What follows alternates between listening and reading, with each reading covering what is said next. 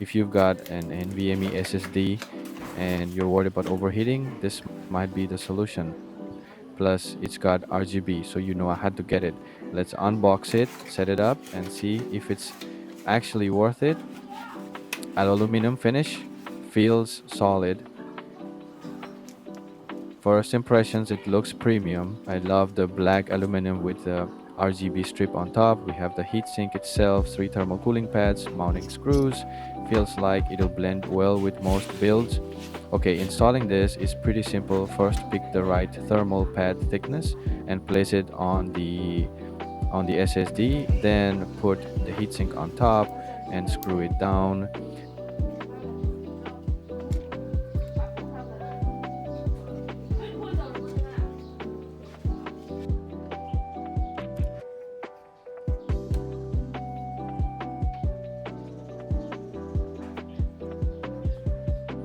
One thing to note, this cooler uses a 5-way RGB connector, but my motherboard doesn't have an RGB header. No problem though, I used an external RGB controller, so if you're in the same situation, you can still enjoy the lighting effects without an issue.